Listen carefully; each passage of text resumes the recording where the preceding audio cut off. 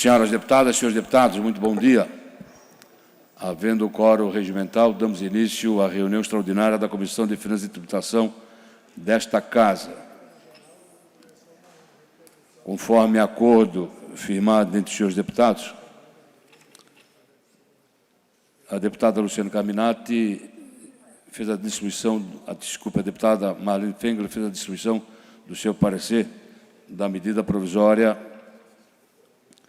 de número 0252.2022, que vamos tratar daqui a pouco. Mas antes, comunico a Vossas Excelências de que, a partir de hoje, participa das reuniões da Comissão de Finanças e Tributação o senhor deputado Felipe Luiz Colasso, Pepe Colasso, como é que seja bem-vindo, substitui o deputado Silvio Drevig. Também comunico a Vossas Excelências que a partir de amanhã, a partir das 9h30, o secretário de Estado da Fazenda, Paulo Eli, fará a apresentação do relatório de gestão fiscal do primeiro quadrimestre de 2022.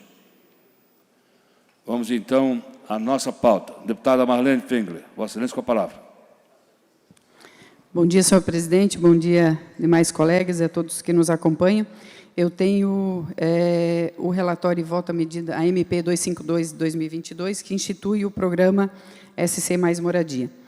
Essa MP foi adotada pelo governador do Estado encaminhada pelo governador do Estado em 16 de março de 2022, instituindo o programa SC Mais Moradias, destinado à construção de unidades habitacionais para pessoas que vivem em situação de pobreza ou extrema pobreza, e substituição de imóveis destruídos ou interditados de maneira definitiva em razão da ocorrência de evento natural adverso, e para aqueles que estejam localizados em área de risco eminente, cujas beneficiárias serão selecionadas e hierarquizadas pelos critérios estabelecidos pelos municípios, utilizando como base o Cadastro Único para os Programas Sociais, o CAD Único, do Governo Federal. Essa PEC teve sua admissibilidade total aprovada na CCJ em 5 de abril deste ano. Quando veio a essa comissão, fui designada relatora e nós recebemos uma solicitação. Eu apresentei, aliás, um requerimento para uma audiência pública a pedido da AMURES, em face de algumas adequações que essa associação sugeriu. No último dia 20 de junho, às 14 horas, foi realizada, nessa casa referida à audiência pública, da qual participou a AMURES, né, os municípios, os prefeitos da AMURES, e também representante da FECAM, e, obviamente, também representantes do Governo do Estado, o secretário da Fazenda, e representantes também da Secretaria de Assistência Social, para dirimir as dúvidas e discutir as sugestões daquela associação. E eu aqui gostaria de fazer só um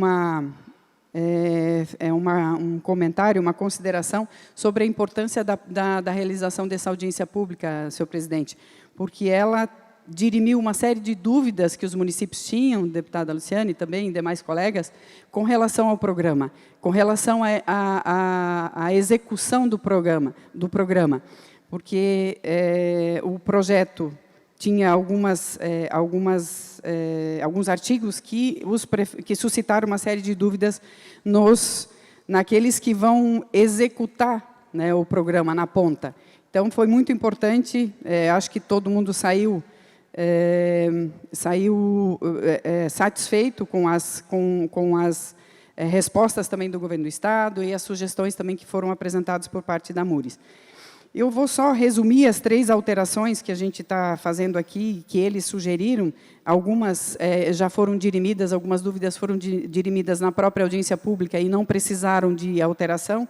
Eles tinham encaminhado mais sugestões, mas ficaram 3 para que ficasse bem claro aquilo que estava sendo sugerido pela AMURES e que o Estado entendeu ser adequado. A primeira delas, que permite a edificação de unidades habitacionais em área contínua ou não, na forma vertical ou horizontal, que basicamente já constava do texto, mas fizemos uma redação que deixou isso mais claro, a depender da disponibilidade, obviamente, do imóvel ou do plano diretor do município. A segunda questão foi estabelecer o prazo de 1 ano contando da data da entrega dos imóveis para que seja realizada a pavimentação e a sinalização das vias de acesso às unidades habitacionais. Segundo a associação, especificamente os prefeitos daquela associação e outros prefeitos também, o projeto original ele exigia que, na data da entrega do imóvel, já tivesse a pavimentação e a infraestrutura estivesse completa para ser entregue. Segundo eles, eles não teriam essa condição, ou a maioria dos municípios não se habilitaria em face da dificuldade que eles teriam para isso. Então, se discutiu a possibilidade de colocar o prazo de 1 ano a partir da entrega do imóvel, o que foi acatado pela maioria e também pelo governo do Estado. E especificar as possíveis formas de pavimentação a serem adotadas por esses municípios, porque, segundo eles também, se tivesse que ser pavimentação asfáltica, a pavimentação seria muito mais cara do que as próprias casas que serão construídas e inviabilizaria a maior parte dos municípios ou dificultaria muito aos municípios aderirem ao programa. Então, essas foram basicamente as três emendas que eu acatei no relatório, com base, obviamente, nessa discussão. Aqui, na Comissão de Finanças, do meu voto, então, aqui na Comissão de Finanças, cumpre observar aí o disposto no inciso 2 do artigo 73 do regimento dessa Casa, especificamente no tocante aos aspectos financeiros e orçamentários de quaisquer proporções que importem diminuição de receita ou aumento da despesa pública, quanto à sua compatibilidade ou adequação com o PPA e a LDO e o orçamento anual. Nesse sentido, eu destaco que a MP, da MP aqui, eu acho que é importante destacar algumas questões que a MP propõe, que para a consecução dos objetos do programa, o Estado vai repassar aos municípios, por meio de transferência especial, o valor de R$ 70 mil para cada unidade habitacional. Serão atendidos os municípios com IDH de até 0,6,99 milésimos, visando a construção de até 15 unidades habitacionais em cada um dos entes, na modalidade de concessão de uso. E 3, as despesas resultantes da MP correrão à conta do orçamento da Secretaria de Desenvolvimento Social, SDS, subação 014179, gestão da política habitacional de interesse social, e do orçamento do Fundo Estadual da Defesa Civil, subações 014718, ações de restabelecimento e reconstrução em defesa civil e ou 014685, ações preventivas em defesa civil. E, à vista disso, eu constato que a Gerência de Planejamento e Avaliação da SDS, na sua informação número 139, de 4 de março de 2022, e a Diretoria de Administração e Finanças da Defesa Civil do Estado, no despacho 121, de 7 de março de 2022, que estão acostados no processo, afiançam a existência da adequação da MP à LDO, à Lei LOA e ao Plano Plurianual.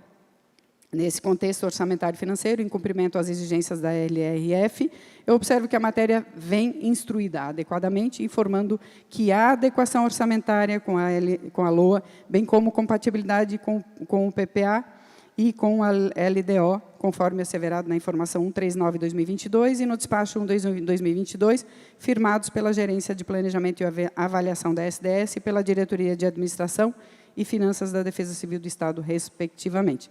Por fim, quanto ao mérito, eu considero que, diante da premência de medidas governamentais com vistas à diminuição do déficit habitacional no Estado, ao enfrentamento de situações de vulnerabilidade habitacional das famílias catarinenses e à necessidade de substituição de imóveis destruídos ou interditados de maneira definitiva, em razão de eventos naturais adversos que tenham assolado Santa Catarina, eu julgo que sim, que a matéria é oportuna e conveniente ao interesse público, sendo, portanto, meritória. Todavia, em atenção ao deliberado, nessa audiência pública realizada no dia 20 de junho, eu proponho a alteração do texto da MP, a fim de que se possa tornar o programa SC Mais Moradia exequível pelos municípios. E eu ressalto aqui também que as devidas alterações, elas foram, na forma de emendas aditivas e modificativas, tem a manifestação favorável da AMURES, porque nós encaminhamos as mesmas à AMURES e também ao Governo do Estado para que eles se manifestassem, e ambos se manifestaram.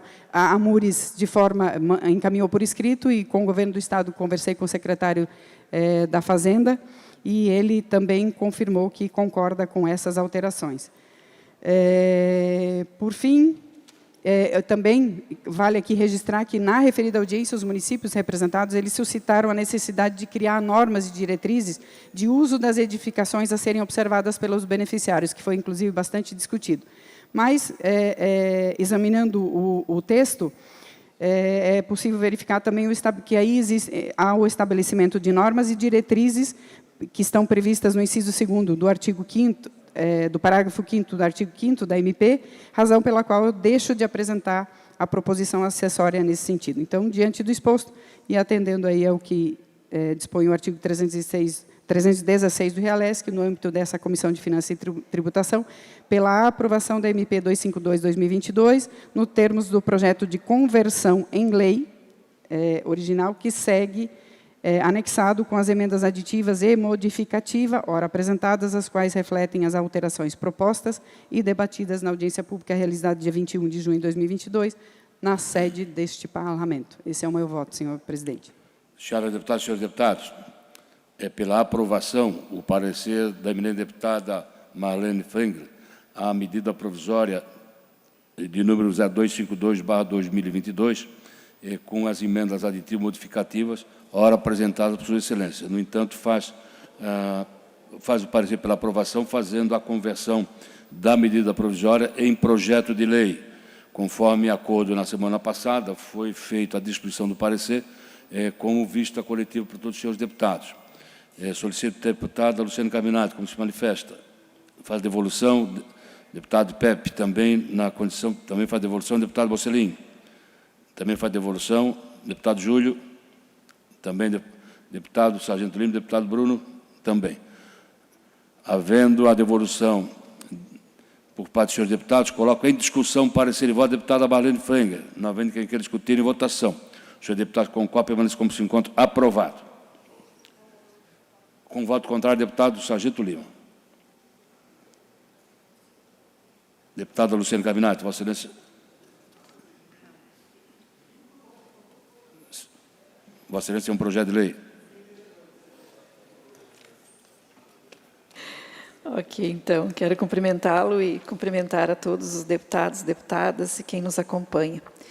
Eu faço a relatoria do projeto de lei 002.13 de 2020, de autoria do deputado Vicente Caro Preso, que estabelece que nos editais de concessão ou permissão da prestação dos serviços públicos de conservação, recuperação, manutenção, implantação de melhorias e operação de rodovias estaduais constará a isenção do pagamento de pedágio às pessoas com doenças graves e degenerativas, transtorno do espectro autista e ou com deficiência, de acordo com o disposto no artigo 2º da Lei Federal 13.146 de 2015, quando em tratamento fora do município de seu domicílio. A matéria foi lida no expediente na sessão do dia 5 de fevereiro de 2020. A matéria foi remetida para a Comissão de Constituição e Justiça. O deputado Ivan Nats, relator da matéria, requereu e teve aprovado o diligenciamento para órgãos públicos estaduais para melhor instruir a matéria e poder emitir parecer com segurança. Posteriormente, o deputado relator apresentou parecer favorável ao projeto de lei, tendo seu parecer sido aprovado por unanimidade na CCJ. Dando sequência à tramitação, a matéria foi remetida para esta comissão. E, em síntese, eu faço o meu relatório com as respostas também das diligências supracitadas. Sintetizando, os órgãos governamentais responderam da seguinte forma: a Procuradoria-Geral do Estado emitiu parecer 305, no qual conclui que, ante o exposto, pelo menos com base em um exame inicial, não se constata qualquer óbice constitucional ou infralegal que prejudique o regular andamento do projeto de lei em análise. A Secretaria de Estado da Infraestrutura e Mobilidade também emitiu o seu parecer.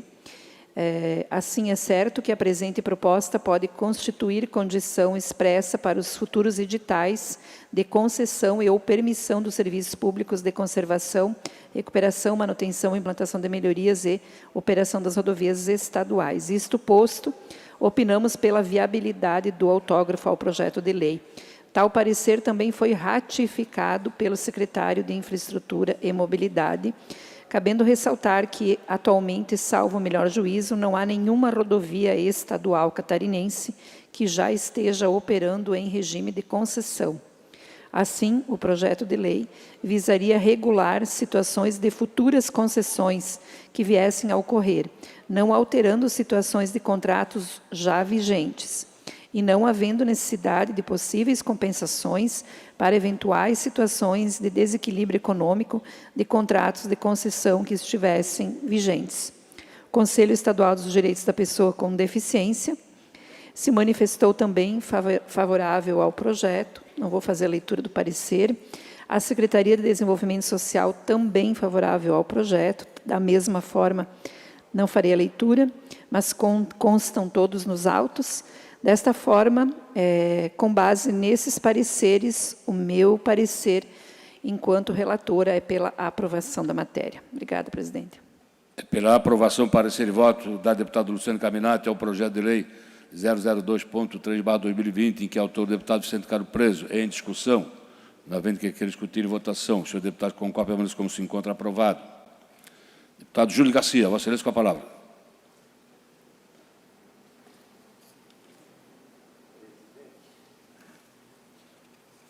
Presidente, eu tenho apenas um projeto para relatar, eu vou retirar de pauta, é o PL 39.5/2022.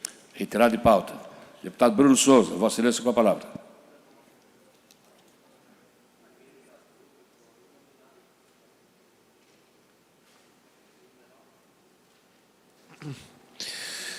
Senhor presidente, eu tenho em minhas mãos no projeto 95.2/2002, que obriga o governo do Estado de Santa Catarina a divulgar a lista de todos os detentos beneficiados pelo indulto natalino e saída temporária especial como implemento de política pública de segurança e transparência à sociedade.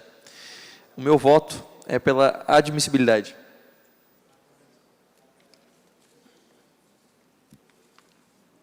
É pela aprovação do parecer e voto do deputado Bruno Souza ao projeto de lei 0095.2/2022, de autoria do deputado José Lopes, em discussão. Não havendo quem queira discutir em votação. O senhor deputado concorda, permanece como se encontra aprovado. Continua com a palavra, Vossa Excelência. Também tenho em minhas mãos o projeto de lei 106.0/2022, que dispõe sobre a prevenção do câncer coloretal através de exame FIT, teste imunoquímico para a pesquisa de sangue oculto na rede pública de saúde do Estado de Santa Catarina. Eu faço aqui um diligenciamento à Secretaria de Estado da Fazenda, à Secretaria de Estado da Saúde e Procuradoria-Geral do Estado. Pelo diligenciamento, requerimento do deputado Bruno Souza, à Secretaria da Fazenda, Secretaria da Saúde e Procuradoria-Geral do Estado, ao projeto de lei 0106.0/2022, em que é autor o deputado Adriano Pereira, em discussão. Não havendo que discutir em votação. O senhor deputado concorda, permanece como se encontra aprovado. Ainda, Vossa Excelência. E eu tenho também em minhas mãos o projeto de lei 237.9/2021, que dispõe sobre a acessibilidade nas aulas remotas das escolas públicas e privadas do Estado de Santa Catarina. Eu vou direto ao voto. Reitero que o projeto tem como objetivo melhorar a acessibilidade nas aulas remotas das escolas públicas e privadas do Estado de Santa Catarina. Preliminarmente, verifico que a proposição traz em seu bojo dispositivos que induzem o aumento da despesa pública, especialmente o artigo 2º, parágrafo 1º, que determina a obrigatoriedade de estabelecer mecanismos e alternativas técnicas que tornem acessíveis os conteúdos, tais como áudio, descrição, janela com intérprete de Libras e legenda. Não se encontram nos autos quaisquer menção ao financiamento, estimativa de impacto financeiro orçamentário, tampouco a demonstração da origem do recurso para fazer frente à nova despesa, conforme preconiza o artigo 16 da LRF. Nesse sentido, a Diretoria do Estado do Tesouro do Estado, por meio do Núcleo de Atendimento Jurídico da Procuradoria-Geral do Estado, com aval da Secretaria do Estado da Fazenda, destacou, aspas, a proposta, portanto, tende a gerar despesas correntes na Secretaria de Estado da Educação e ou na Fundação Catarinense de Educação Especial. Outro, sim, para a criação de despesas, é importante que seja observado o dispositivo do artigo 16 e 17 da LRF, o que não ocorre nesse projeto. Assim, o respectivo órgão recomendou que a sede e a Fundação Catarinense de Educação Especial fossem ouvidos, para que, caso se posicionassem favoráveis, indicassem o cumprimento dos requisitos da Lei de Responsabilidade Fiscal. notadamente quanto ao limite de suas dotações e programações financeiras, que não restou demonstrado nos autos. Neste ponto, convém destacar que já constava nos autos manifestação da Secretaria de Estado da Educação por meio da Diretoria de Ensino em diligência aprovada na Comissão de Constituição e Justiça, demonstrando com clareza o posicionamento contrário à proposta. Ante o exposto e considerando que as atividades escolares remotas têm previsão de término assim que cessarem a situação de calamidade pública causada pela pandemia, essa diretoria é de parecer contrário ao projeto em tela. Em sentido convergente, manifestou-se o Sindicato das Escolas Particulares. Nesse momento, a legislação, abre aspas, nesse momento, a legislação ordinária que trata das normas educacionais no Brasil e em Santa Catarina não prevê a oferta de ensino remoto para a educação básica. A exceção ocorreu por conta da pandemia, quando o Conselho Estadual de Educação, de forma célere e inteligente, aprovou a Resolução 9/2020, abrindo a possibilidade das escolas públicas e particulares optarem pelo ensino remoto por tempo determinado, evitando assim um prejuízo pedagógico a todos os alunos. Ademais, ainda quanto ao mérito da matéria, não se pode ignorar os demais apontamentos de entidades, dos quais destaco algumas. O projeto em análise não estabelece os níveis de ensino a que se aplica, logo, parte do princípio que abrange todos os níveis, inclusive a educação infantil e a educação fundamental, anos iniciais, onde a educação ainda está no início da alfabetização. O PL trata de questões específicas que não estão em consonância com a legislação ordinária vigente. Enfim, o PL não traz nenhuma novidade, trata de uma matéria que já se encontra genericamente regulamentada. Portanto, a proposição em tela, de um lado, tende a regulamentar de forma definitiva a situação excepcional e transitória, sem consonância com o ordenamento jurídico vigente, e de outro, tende a aumentar a despesa da Secretaria de Estado da Educação, que se manifestou contrária à proposta, em descompasso com os requisitos exigidos pela lei, pela RLRF, no seu artigo 16. Pelas razões acima, pelas amplas razões acima, aliás, com fundamento no artigo 144, inciso 2º, em conjunto com o artigo 73, ambos do regimento interno dessa Casa, eu voto pela inadmissibilidade da continuidade da tramitação e, no mérito, pela rejeição do projeto. Pela rejeição, parecer e voto do deputado Bruno de Souza ao projeto de lei 0237.9/2021, em que autor o deputado Felipe Esteve. Em discussão, não havendo quem queira discutir, em votação. Os senhores deputados com cópia, mas como se encontra aprovado. Senhores deputados, não havendo mais matéria a deliberar, dou por encerrada a presente reunião, mas lembrando que amanhã nós vamos iniciar às 9h30 da manhã com o secretário Paulo Eli para tratarmos do presidente do quadrimestre. Deputado Bruno Souza.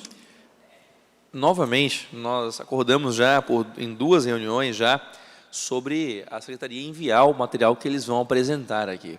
Eu não entendi, desculpe, deputado Bruno. Nas 2 últimas reuniões, nós tivemos, inclusive, discussões fortes aqui, quando a Secretaria esteve aqui, por conta do não envio do material que eles vão apresentar aqui. Nós concordamos, há algumas reuniões passadas, que eles sempre nos enviariam esse material com antecedência. Entretanto, aconteceram 2 reuniões já, que eles não enviaram, chegaram, eles se comprometeram a enviar, não enviaram, chegaram aqui e apresentaram. Então, se houvesse como o senhor solicitar esse envio hoje, até o final da manhã, para que nós possamos estudar. Eu levo muito a sério as apresentações que eles fazem aqui, e eles trazem um material que, claro, esses dados eles estão dispersos lá na Secretaria da Fazenda, mas eles trazem aqui de forma organizada. Então, é importante para que os deputados possam analisar, ter acesso a esse material Bruno, antes. Nós já solicitamos à Secretaria da Fazenda. Eles aqui não quiseram mandar. Tem como solicitar novamente? Solicito Porque, assim, outra vez. Porque, novamente, mas assim, é preciso de uma ação... Faço questão que Vossa Excelência se manifeste desta forma também amanhã na presença do secretário. Eu fiz as duas vezes. Sei que Vossa Excelência fez. Mas eu acho que mais que isso. Já fizemos. Vou fazer outra vez. Mas eu acho que mais que isso. Reitero a Vossa Excelência para amanhã também falar para o secretário Paulo Eli. Bom, mas aí então o senhor está partindo do pressuposto que eles já não vão enviar, então. Não, sim. Porque assim, eu acho que, assim, deputados, eu gostaria de fazer uma proposta, então. Sim, mesmo que envie, acho que Vossa Excelência tem que dizer ao secretário Paulo Eli. Eu farei, com certeza. Paulo Eli, reiteradas vezes se solicita, reiteradas vezes não se envia. Não tem problema quanto a isso, mas eu quero aqui fazer uma proposta aos deputados. Eu quero fazer uma proposta aos deputados, então. Que, sinceramente, eu não sei, os senhores acham que eu não estou errado, ou alguém acha que eu estou errado na minha demanda. Acredito que estou correto, não estou? Então, poxa, eu acho que a gente não deveria aceitar a apresentação do Paulo se ele não cumprir com o que ele acordou com a gente. É um acordo. Porque é um desrespeito. Sim, mas é um desrespeito. O senhor está aceitando essa situação. E eu gostaria que não aceitasse. Deputado Bruno, por gentileza, não estou aceitando a situação imposta pelo secretário Paulo nem por Vossa Excelência. Estou dizendo o seguinte, mas foi um acordo com essa casa. De responsabilidade fiscal. Ou seja, já aceitou. Vossa Excelência fez um pleito, o secretário Paulo aceitou.